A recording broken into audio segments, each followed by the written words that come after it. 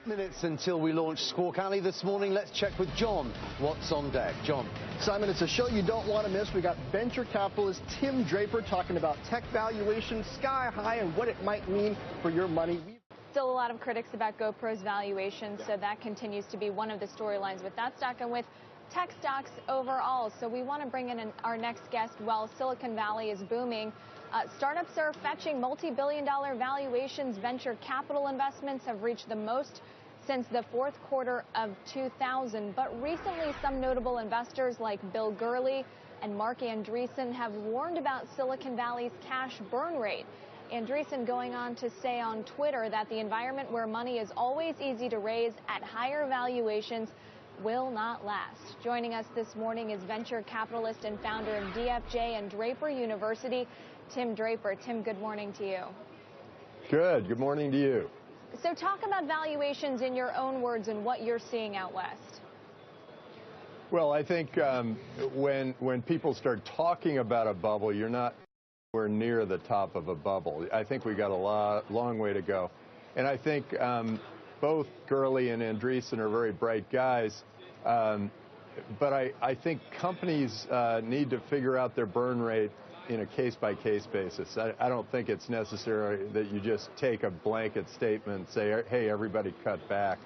I think there are plenty of opportunities out there, and if you know what you need to do with your money, pour it on.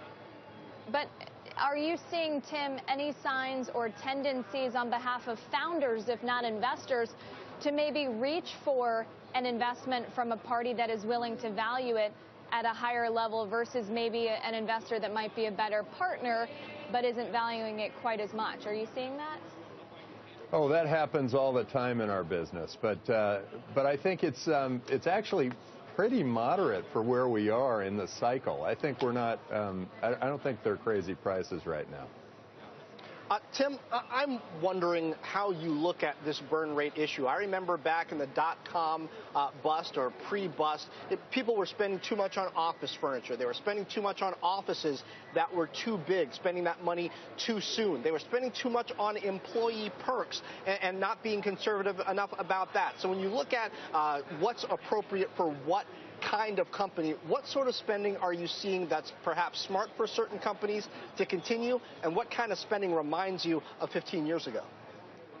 Well, at Draper Associates, we're always focused on the very, very early stage, and during that time, everybody's got to watch every penny. They've got to look at that money as their last gasp of air, and I think that's pretty much the way most of the companies that we have funded operate. And they operate that way until the point where they have a customer and they know that an extra $1 in brings $5 back. So they'll pour it on. So I think, in general, the companies in our portfolio are very cheap. Anecdotally, at least, Tim, there seem to be a few signs cropping up of Silicon Valley excess. There was a recent Wall Street Journal article where Valerie Fredrickson, who owns a Bay Area executive recruiting firm, said, quote, "I have one CEO who is building an octagonal mixed martial arts cage fighting ring because one of his employees asked for it." Now, obviously, that's not something that you see at every single company, but anecdotally, are you seeing more of these types of events cropping up? Well, I think there's a great spirit of fun in entrepreneurship, and I think they should continue that, because the more fun you have, and we have a lot of fun at Draper University of Heroes, too. The more fun you have, the more spirited the company and the more creative it can get, and it can create things that are so amazing, like Tesla and Bitcoin and Skype, and all of these companies were created out of a sense of great fun. So I think it's perfectly fine for people to throw things into the mix, because that's where all that creativity comes from. Tim, people who invested in Bitcoin at 1,200 aren't having a lot of fun. At one point, it was the worst performing asset of the year. There's more talk this morning about the number of transactions falling. Are we at some sort of near-term bottom on Bitcoin? I don't think they're measuring transactions the right way, because most of those transactions are happening within the wallets, and I know that those transactions are going up pretty quickly. I think Bitcoin is amazing. As the internet was to communications, information, and media, Bitcoin will be to finance and commerce and banking. And so I think we're actually in the lull right now before the big, huge storm.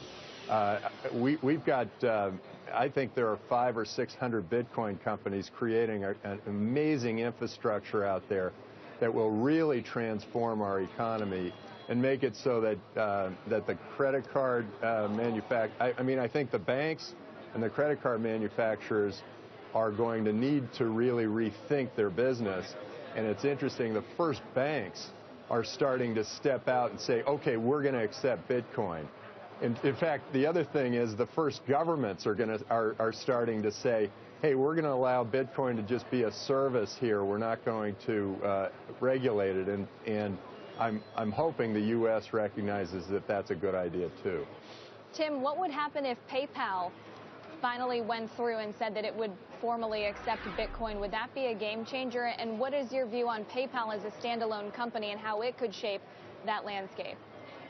Well, as I understand it, PayPal is already accepting Bitcoin. In fact, you can use Bitcoin through a couple of different services. You can use Bitcoin for e-commerce. You can use Bitcoin.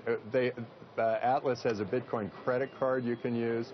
There are many, many applications, and it's just people have to start to use it. There's still some friction to getting to the point of putting together a wallet and using Bitcoin. But once you start using it, you realize that it's much cheaper, much easier to use, much safer.